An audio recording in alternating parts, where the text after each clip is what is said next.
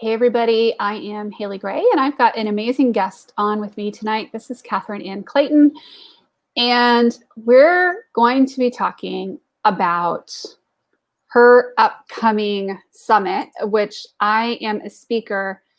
It is Break Down to Breakthrough, Broke to Six Figures and Beyond.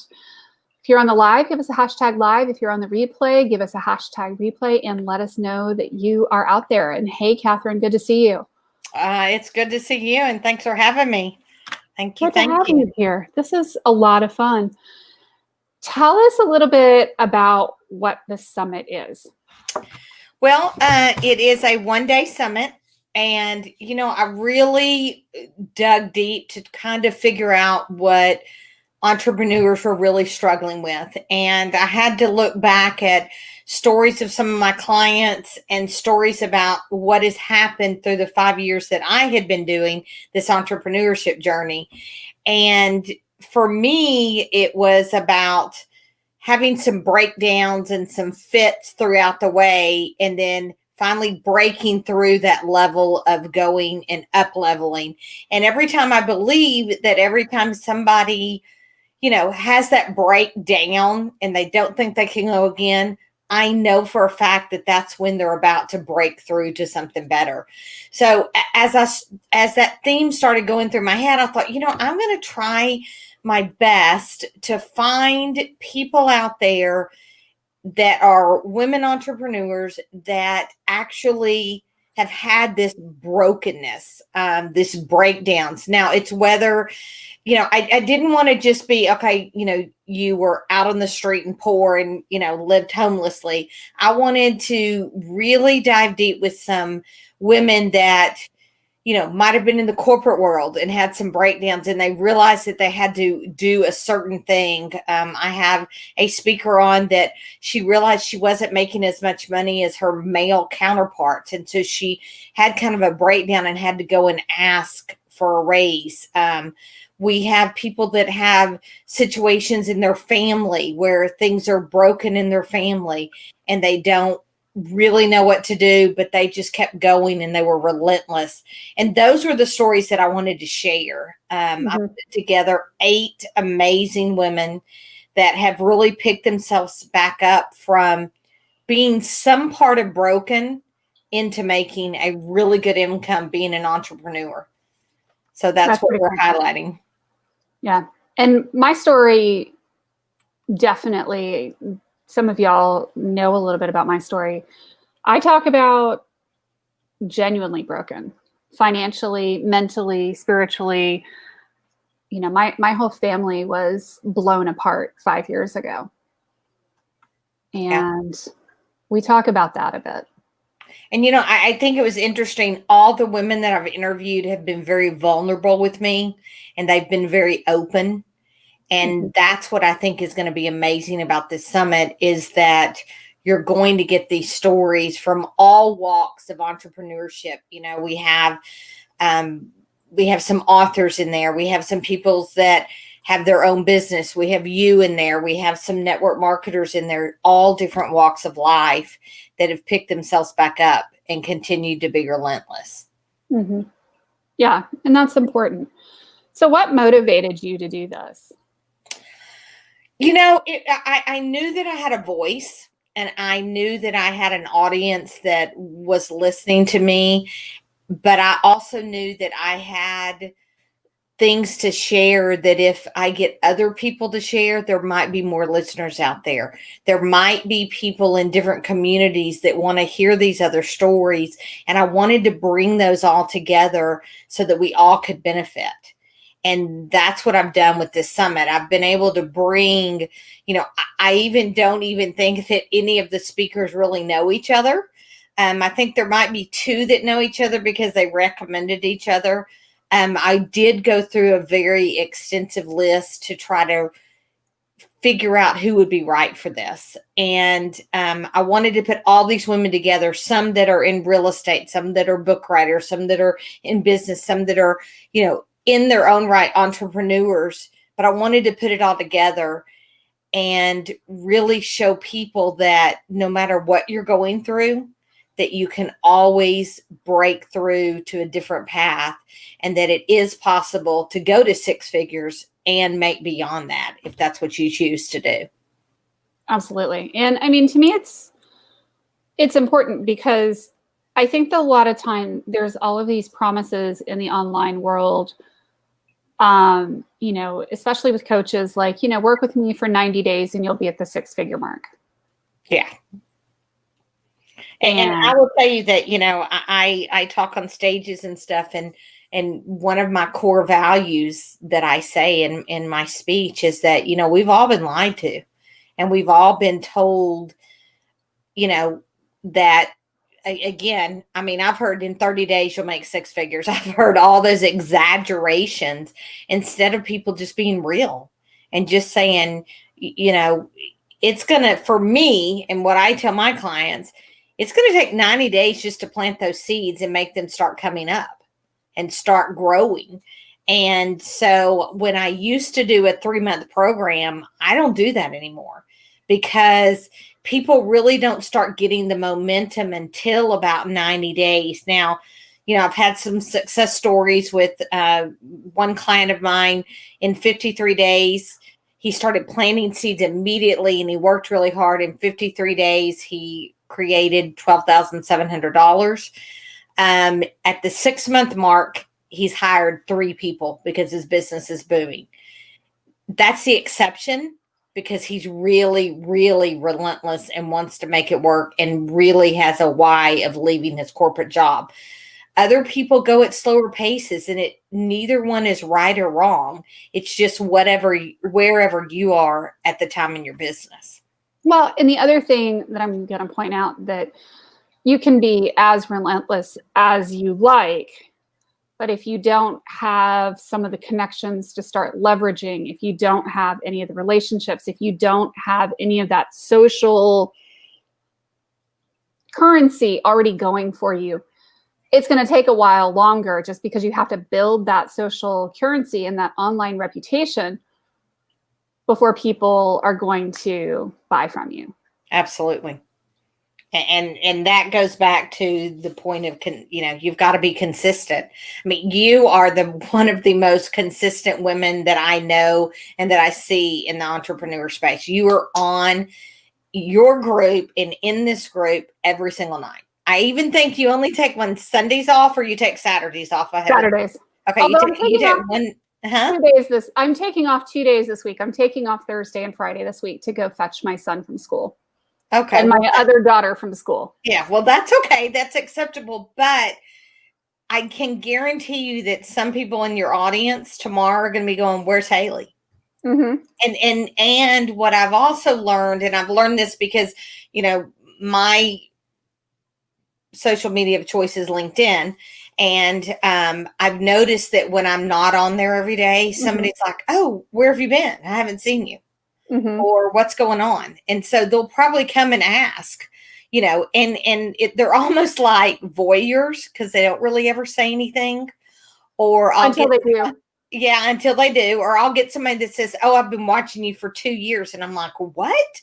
Why have you not spoken up?" And they're like, "I was just kind of seeing, what you were doing." And I know if what you're doing is something that I'm actually interested in, and, oh, by the way, yeah, I've been watching you for what? Right. I've had so many people who tell me that they've been watching me for 2 years, 3 years, 4 years, whatever, before they decide to work with me, that it's kind of funny. It comes back eventually, but to me, it's that process of, putting it out there and having it come back. That, yeah, it's almost like having your own posse of stalkers. Right. I just wish I knew who they were so I could see them. So, yeah. Yeah. So. And people talk a lot about the whole crickets thing. When they're growing their businesses or they're posting on social media and they're like, "Well, this isn't working." And I'm like, "Oh, but it is.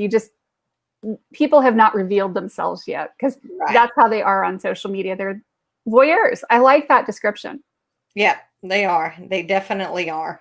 So even it's funny. And I realized it a couple of weeks ago, I'm talking with my daughter, and she's 16, and And she is so funny because she gets really embarrassed because, I'm still at the thing about, hey, let's take a picture. Hey, let's do this. Let's put it on Facebook. She's like, no, mother, I don't want to put it on Facebook. And she It came gets home. better, by the way. Huh? What? It gets better, by the way. Oh, I know. I hope so. I hope so. And so the other day she came home and came running upstairs, and I was like, oh my gosh, something happened. She wrecked her car. Something, I go to the dark side. She's like, Mom. She goes, 2 of my friends watch your show every single Monday, Wednesday, and Friday. She goes, I am so embarrassed. And I go, why are you embarrassed? And she goes, they love you. They think you are so cool and that you give so many good tips. And I was like, and why are you embarrassed that your mom is so cool? And she goes, Mom, I just don't want you out there. And I go, well, too bad. That's my job. And she goes, how did they find you? And I go, they probably liked my business page. And she was like, well, can I do that? And then she suddenly wants to do it. So it's very interesting to watch, your kids and that they have friends that are watching you. And, so who knows what they say. They probably laugh about me. And Oh, yeah, they do. I mean, which is okay. 19-year-old thought I was stark raving mad because her name is Zena Gray. So it's a kind of a unique name. Uh-huh. And a few years ago, when she started getting sponsorships and she started doing things somewhat publicly, I was like, here, let me just go grab your name as a domain. I just have a feeling about this. Mm-hmm. And then last year, she's like, Mom, did you reserve my name as a domain? And I'm like, yeah. And she's like, that is so cool. Well, So I hope we get there. I hope we get there. I have a 15 and 16-year-old in the house right now. So Mom is, embarrasses them all the time. But I tell them, that's my job. That's why we have you, to embarrass you and to get you to do stuff for us. And they're just that. I enjoy the embarrassment part. Yes, it's kind of fun. Mm-hmm. So yeah, my kids' friends always thought I was way cooler than my kids did. Right. That's exactly like her friends will be like, let me talk to your mom on the phone. And she's like, Mom, don't be stupid. Please don't say this. I'm like, oh, goodness. So. Mm-hmm. Yeah, I've been around a little while. I think I can figure out how to answer things on a phone, but I'm not sure. Right. But, she's been part of this journey. She's the reason that I took this journey. I mean, she's the reason I was helping her one day and she said, Mommy, you don't need to help me. You're grumpy and you've got to work. So Daddy will help me. And ouch. Things, of course, I believe God works in mysterious ways. And a lot of things kind of fell into place that made me realize, okay, I need to walk out of my 6-figure job. And that happened. And 4 days later, I gave my resignation and I walked out. So she's been a part of this journey from when I had no audience. No friends really on Facebook because I didn't even know what Facebook really was. I definitely did not know what LinkedIn was. And to see, that I've got such a huge following on LinkedIn and, Facebook is getting there. So. Right. Yeah. That's pretty amazing. And I mean, I found the same thing. I had the proverbial 6-figure job, and I was getting my MBA from Duke. So my manager just kept saying, well, you're going to leave. And it eventually became a self-fulfilling prophecy. Right. But my dad died. And it was definitely that more than my manager saying you're going to leave became the catalyst of, I've lost my in-laws. I've lost my parents. And my parents were not very old. My mom was 67. My dad was 71. Oh, wow. And I was sitting there at 40 years of age going, okay, now what am I doing with my life? Life is just too damn short to be here doing this. And it actually turns out that it was a blessing that I left my 6-figure job because there's no way I would have handled the following several years in my life had I been in a job. I'm pretty sure I would have been let go because there's no way to manage a kid who's bopping in and out of the hospital. Yeah.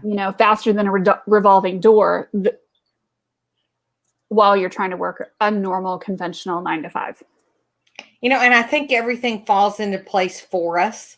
I used to think until I did a lot of mind work, I used to think that, oh, this is happening to me and to me. And now I just realize when I look back, all the things that happened in the corporate world and in my teaching career, they happened for me so that I could get to this place that I'm at. Mm-hmm. I really feel like I'm serving people and helping people and helping build people up and realize that they can do whatever they want to do if they put their mind to it.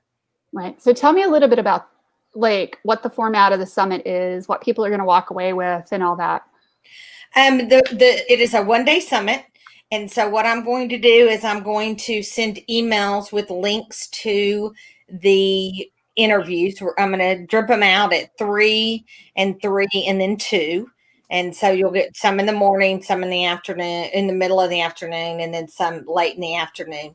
You'll be able to watch the interviews. We go deep. And then what I really love is each speaker has decided to give something for free or something at a low cost, $1. And so you'll be able to get all of this information that you choose to get by signing up with their link, getting whatever they have to offer. There's tons of tips on just growing a business, asking for the sale, on getting out of your breakdowns, on joining different groups on Facebook.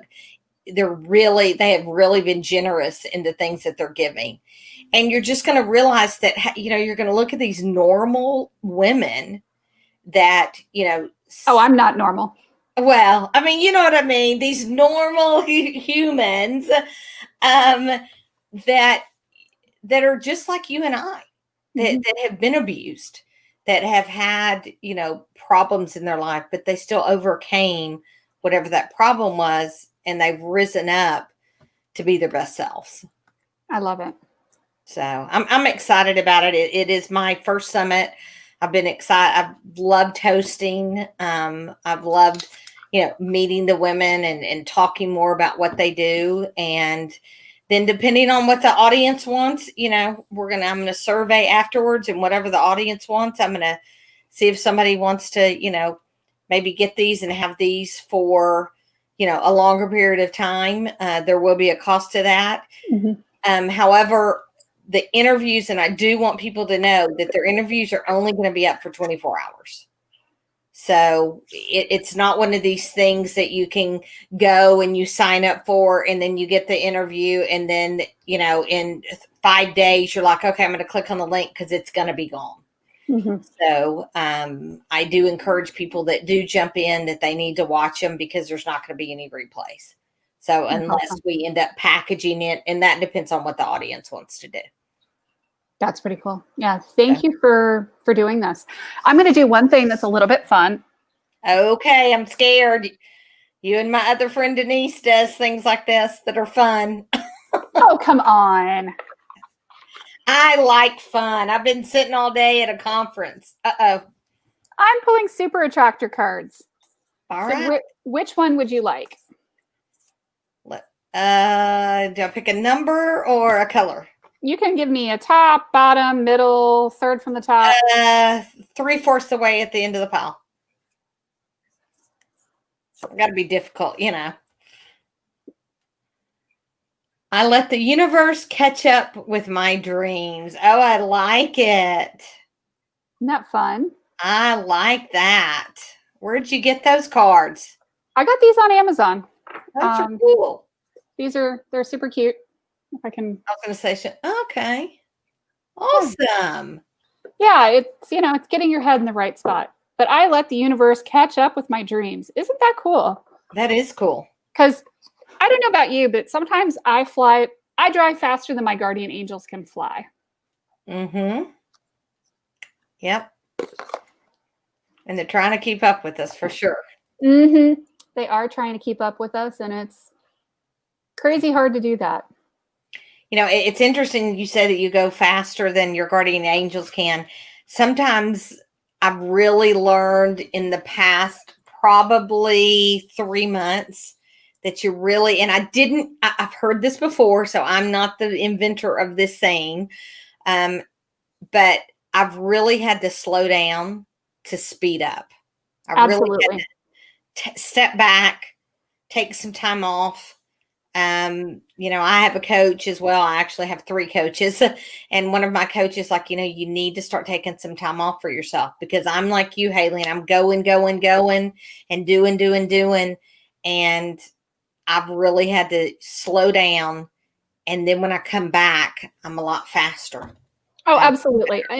And I don't want people to think that I don't, because I've been out exercising twice today. Good for you. So I went to the gym this morning to train with my personal trainer. I went walking tonight. I work out at the gym twice a week. I cook dinner. And I block time on my calendar to do dinner with my family every night. And like tomorrow, I'm dealing with assessments for my daughter who's in the hospital.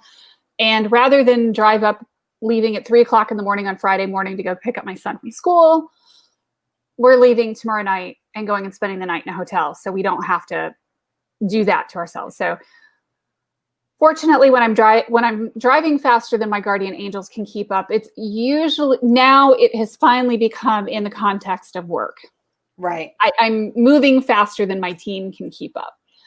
And I usually know when that starts to happen, and it's great fun and it's crazy, but it's a lot of fun. So, hey, Denise, good to see you. Are you registered for the summit? I'm going to put her on the spot. Give me a hashtag registered if you guys have registered for the summit. And we're going to keep talking here for a minute. Good to see you too, Denise. And, it's a lot of fun to do these things. I think that's part of the breakdown for me, the health breakdown that happened. I think I think it's interesting to try something different. And that's kind of one reason why I wanted to do it. It was suggested to me to do this, and I have been part of summits, and I'm like, okay, why can't I do my own? Well, it was fear. I was scared. I was standing in my own way. I've listened to people who are like, just, Denise is one. She did a great summit. You've done a great summit where y'all just stepped out and just did it. And you just felt like, oh my gosh, I've got to do this. And it was just really burning at my heart to do this. That's awesome. Yeah. So. I love it. Yeah. And I mean, it's important to do these things. I mean, and I'll give y'all a preview. I broke down in every dimension because I'm an overachiever that way. Physically, mentally, all of it. My finances. And I will say a lot of people, and this is something else that really, on social media, you only see all the good. You see all the exaggerated stories and the right, yeah, and the I made $10,000 in a month, and it really, well, you really didn't, because you're not getting paid. You're getting paid. You signed a contract that was whatever. There's always these what ifs that aren't really happening. And people don't really talk about the breakdowns. People don't really talk about, I was really at a hard place. And they might do it when they're on stage and they're trying to sell something and they're telling their story, but you don't really see it on social media. No, I mean, I think that there's definitely, whitewashing, for lack of a better term, with how things are going in our lives. Right. And, of course, all of our kids are healthy. We have amazing relationships with our spouses. We live in a beautiful home. We're making $200,000 a year or 7 figures or whatever. And to me, it's kind of disingenuous, because you could be making $200,000 a year and losing $200,000 a year. Absolutely. How much of that is staying in your bank account? Yeah. How much of that is actually staying in your bank account? What is profit? Are you making $200,000 a year, but you're not taking care of your health? Right. Or your marriage is falling apart.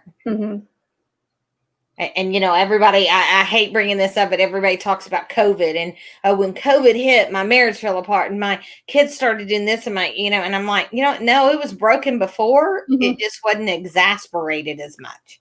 Oh, yeah. And I hear a lot of people talking about, oh, aren't you just sick of, your husband? And I'm like, actually, we were in the same office before COVID hit. And actually, COVID brought us closer together as a family, but we had a good relationship before. And now it's really scary because I can turn like this and we both are like Chinese food, or whatever, let's go get a salad. Let's have sushi. And we're like, we have got to stop hanging out with each other. And then other people are just arguing with their spouse. And well, there was something deeper there that was broken. Yeah, absolutely. And I appreciate Denise's. I took a 2.5-month break during the summer. Yeah. And it's important to do that. And I mean, for us, I will say COVID was a gift because my oldest is in the hospital. So it gave me time with my 3 younger children and gave our family time to heal. Right. And again, did COVID happen to you or for you? That's all how you look at it. Yeah. Well, and I don't want people to think, oh my gosh, I stepped up my game in my business in March. Y'all have probably noticed that I'm doing lives every day. And I lost clients. I lost some really big clients because their businesses were tanked. For lack of a better description, you can't pay people to do stuff if you don't have money coming in the door. Right. Absolutely. And that's how it all works. Yeah. So yeah. So, not to sit here and, say it's all been unicorns and rainbows, but I've taken it as a blessing as much as possible. So I get it. So I'm glad it's given a lot of people a chance to, I have a lot of friends and a lot of clients that have, they're working from home now. And so they can work on that side hustle or they can work on that extra job or creating what they want to create because they're at home and they don't have somebody breathing down their back and they don't have to get up, drive an hour to work, and things like that. So it's all how you look at it again. Absolutely. And, it's, so many things in life are either a blessing or a curse, so they can be both. And it depends on your assessment of the situation. Absolutely. It sure does. Yeah. And my 17-year-old learned how to bake sourdough cinnamon rolls. Oh, wow. And I am now not actually allowed to touch the Fluffy. That's our sourdough starter. It has a name. It's called Fluffy. I'm not allowed to touch it at this point because my son babysits Fluffy. Oh, that's cool. My 16-year-old bakes all the time now. I'm like, oh my gosh, we call her Betty Crocker. We're like, Betty, what are you doing in there? Because she's home 2 days. She's home 3 days out of the week and only goes to school twice. My son goes every single day to school. So yeah, my son goes to school every day, but he bakes cinnamon rolls usually once a week and takes them in and gives them away at school. Although I've seen the cinnamon rolls. I've wanted the cinnamon rolls. We need to freeze them and send some to Texas. So the way that we do that is actually we start them the night before and we bake them in the morning. So it's possible to have them rise overnight in the fridge. You leave them out on the counter. You let them finish rising. Pop them in the oven. They bake. We wrap them in plastic once they've cooled. And that when we bake them at like 7 o'clock in the morning, we can get them to the U.S. Postal Service by about 11, and then we overnight them. It costs about $60 a pan to ship. Yeah, I think I asked you for them, and you were like, "You don't want to pay for these because these are going to be like $100 sweet rolls." Yeah, it's about $60 to overnight them. Yeah, that's crazy. Exactly. I mean, I love you. You love me, but I don't think cinnamon rolls are probably worth doing that, except as a wild and crazy thing. I did do that to Beth L. Casey. Oh, right. And she's in Texas as well. But So yeah, I love you very much, but I don't know that I'm gonna pay $60 to mail sweet rolls. No, I mean, and that's just what goes to the U.S. Postal Service. But if it was that important, I would. Exactly, right? Totally. Oh, cool. Yeah, thank you for joining me. Well, I'm excited. I hope that people join us on the summit for sure. I think it's going to be great. Too. Me too. So I think it's going to be a ton of fun. So y'all register if you haven't registered yet. I hope that you will. Yeah. And have an awesome night. Thank you for coming on and joining me tonight. Thank you so much for having me. I appreciate it. And register, the link's right there. Y'all come and listen to all these experts. They're awesome ladies. And I've dropped the link in the group. The link is at the top in the description. So there's no excuse for not knowing what the link is. All right. Let's do it. We'll Take care, guys. On the other side then. Yeah. See you on the flip side. All right.